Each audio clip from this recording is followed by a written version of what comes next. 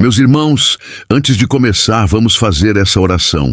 Comentem, Senhor Jesus, eu quero ser próspero nos comentários. Senhor meu Deus, hoje eu me coloco diante de Ti com o coração aberto, porque reconheço que todas as riquezas verdadeiras vêm de Ti e não das minhas próprias forças.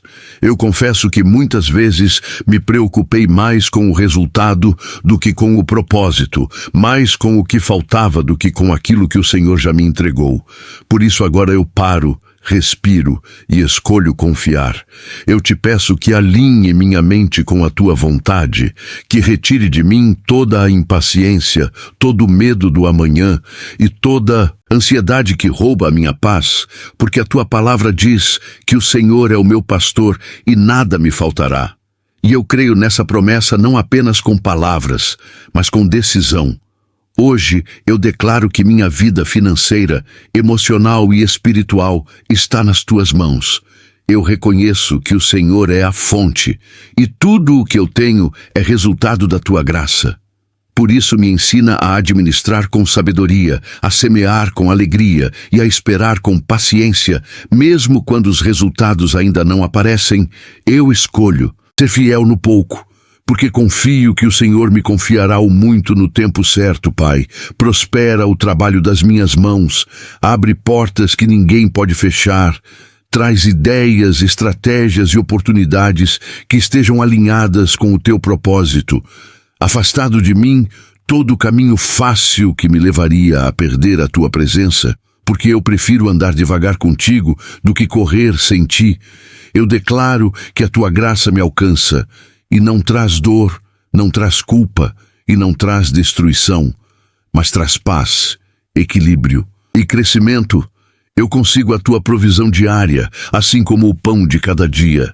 E escolho obrigado antes mesmo de ver a colheita, porque eu sei que o Senhor honra aqueles que inserem em Ti. Hoje eu descanso na certeza de que o Senhor cuida de mim, da minha casa e do meu futuro, e declaro que tudo aquilo que parecia estagnado começa a se mover. Tudo aquilo que estava fechado começa a se abrir, e tudo aquilo que estava limitado começa a se multiplicar, não para minha glória, mas para que o Teu nome seja exaltado através da minha vida, e eu termino essa em paz, confiante e grato, porque sei que o Senhor já está trabalhando. Amém. Antes de tudo, entenda que esta mensagem não chegou até você por acaso. Existe um propósito espiritual neste momento e uma direção clara sendo liberada agora sobre riqueza segundo a Bíblia Sagrada, porque Deus não é um Deus de confusão nem de escassez. Ele é um Deus de ordem, provisão e abundância. E desde o início das Escrituras, vemos que o desejo do Senhor nunca foi que seus filhos vivem presos à falta, ao medo ou à sobrevivência constante, mas sim a uma vida plena, atualizada, suprida e orientada por princípios eternos.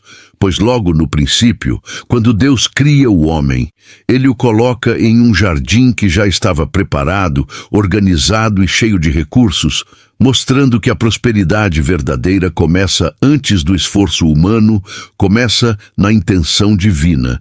E isso revela que prosperar num pecado não é sinal de afastamento espiritual, mas pode ser uma consequência direta de viver sob a vontade de Deus, porque a escassez só entra na história quando o homem decide se afastar. É a voz do Criador, e isso, dinheiro, nos ensina que as ameaças não são apenas ter, é estar conectado, é obedecer.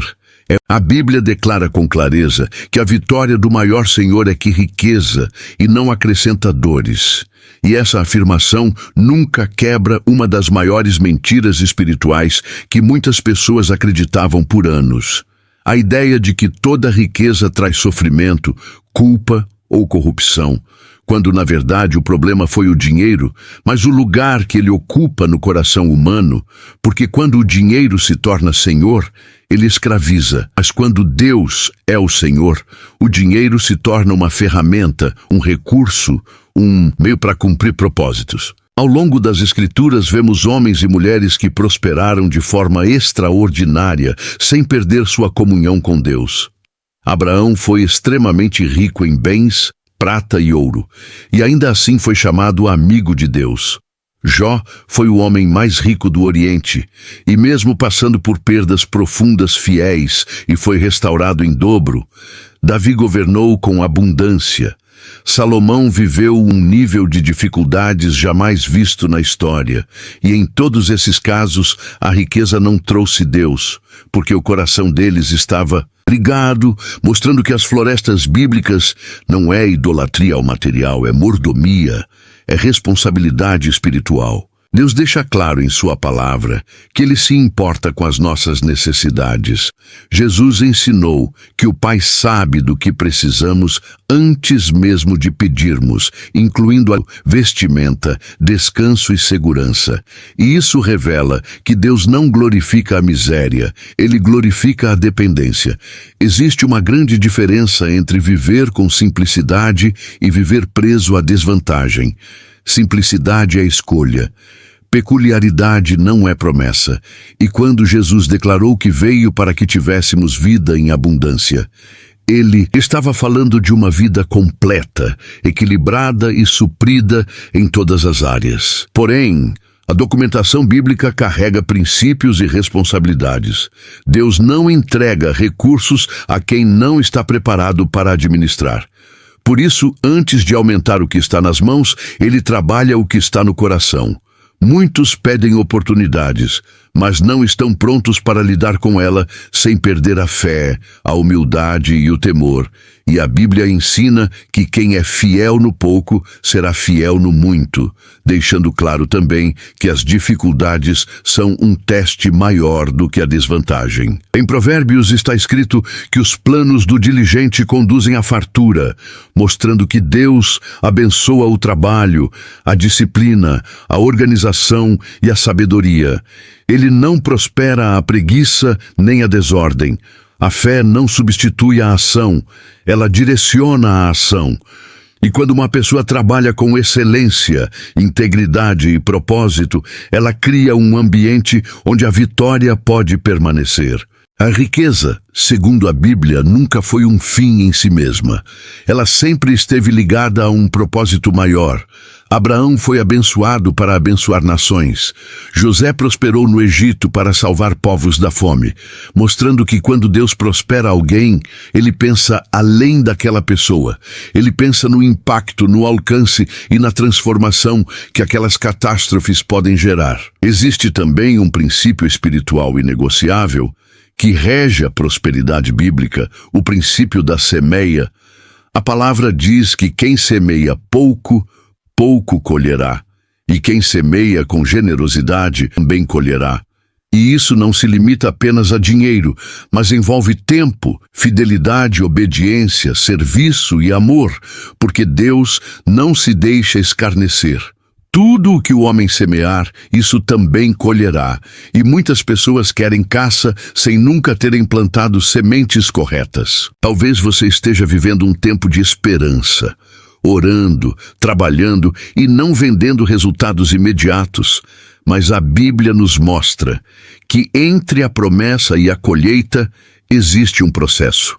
Davi foi ungido rei, mas passou por desertos. José sonhou com florestas, mas descobriu prisões, e isso nos ensina que o atraso não é negação. Muitas vezes é preparação. Deus usa o processo para desviar o caráter, fé e visão. Chegamos então ao ponto central desta mensagem. A prosperidade verdadeira não é medida apenas pelo que você possui, mas pela paz que você carrega enquanto construído. De que adianta ganhar o mundo inteiro e perder a alma? A Bíblia alerta que o amor ao dinheiro é a raiz de todos os machos, não o dinheiro em si. Quando Deus ocupa o centro, as vitórias vêm como consequência, não como obsessão. E quando o coração está firmado em Deus, a riqueza não corrompe, ela fortalece, ela sustenta, e ela amplia o impacto do bem. Agora reflita com sinceridade. Se Deus te confia mais hoje, seu coração permaneceria humilde, sua fé continuaria firme, sua gratidão aumentaria. Florestas começa com alinhamento. Quando o céu confia, a terra responde. E a promessa bíblica afirma que o Senhor abrirá o seu bom tesouro para abençoar toda a obra das nossas mãos. Isso significa provisão no tempo certo, equilíbrio, direção e paz. Se esta mensagem falou com você, escreva nos comentários aquilo que você crê que Deus vai prosperar em sua vida. Declare com fé, porque a palavra liberada com certeza tem poder. Se inscreva no canal para continuar recebendo mensagens que fortalecem sua fé e alinham sua vida com os princípios eternos. E deixe seu like para que esta mensagem alcance mais pessoas, porque prosperar segundo a Bíblia é possível, saudável e faz parte do plano de Deus para aqueles que andam em seus caminhos.